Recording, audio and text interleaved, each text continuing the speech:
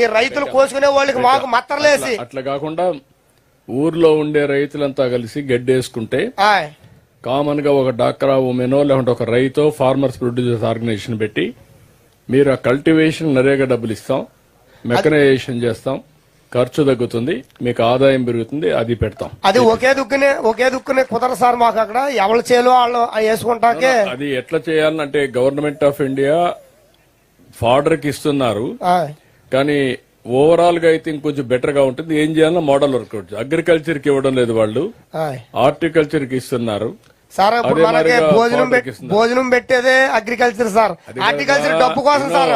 డబ్బు ఎంతైనా సంపాదించవచ్చండి, ఆరోగ్యం కావాలి సార్. అందుకే మా నువ్వు చెప్పింది ఉపన్యాసం నాకు కూడా బాగా నచ్చింది. నేను అదే మాట్లాడుతున్నా.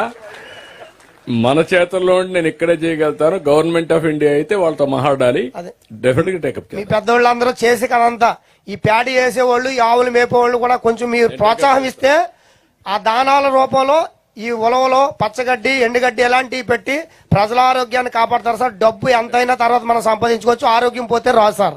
Thank you sir. గుడ్, బాగా మాట్లాడాడు. గట్టిగా చప్పట్లు కూడా అభినందించాను. చాలా బాగా మాట్లాడాడు, స్పష్టత ఉంది. సార్ నమస్కారం సార్. నా పేరు పాతూరు రమేష్ సార్. మాది అచ్చినపాలెం గ్రామం అండి.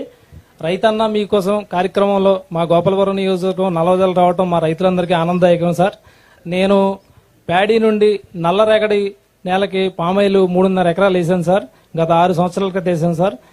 నల్లరేగడి నేలలో కూడా పామాయిల్ బాగానే అవుతుంది సార్. మామూలు దాని మీద ఒక 2 టన్నులు దిగుబడి తగ్గుతాక నల్లరేగడి నేలలో కూడా పామాయిల్ బాగానే అవుతుంది సార్. నేను వేసి 6 సంవత్సరాలు లేదు సార్. 3.5 ఎకరాలు వేసానండి. ఇప్పుడు ఈ సంవత్సరం 5.5 టన్నులు అయిందండి. ఈ టన్ను వచ్చి 19,635 రూపాయలు ఉందండి.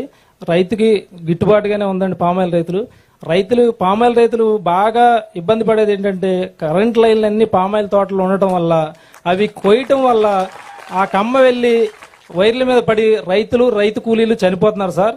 వాటి మీద యాక్షన్ తీసుకుని ఆ వైర్లన్నీ తొలగించి కేబుల్ వేసే ఏర్పాట్లు చేస్తే మా రైతులందరికీ మంచి చేసిన వాళ్ళు అవుతారు సార్. చాలా కాస్ట్ అవుతుంది కదా, కేబుల్ చాలా కాస్ట్ అవుతుంది. సైడ్ కు మార్చాలి, అది 25% ఛార్జ్ చేస్తున్నారు. దాన్ని తగ్గించి ఏం చేయాలనో I will give guide lines. ముందు పక్కన వేసుకొని తర్వాత నెక్స్ట్ స్టెప్ నువ్వు అన్నట్టు భగవంతుడు మీరందరూ బాగా పనిచేసి ఆదాయాన్ని కూడా పెంచితే అప్పుడు కేబుల్ వేయచ్చు, దాంట్లో సందేహం లేదు. టైం పడుతుంది. Okay, thank you sir. మీకు ఆలోచనలు బాగున్నాయి. మీ ఆలోచనలు ఆచరణలో కొంచెం మిస్ మ్యాచ్ ఉంది.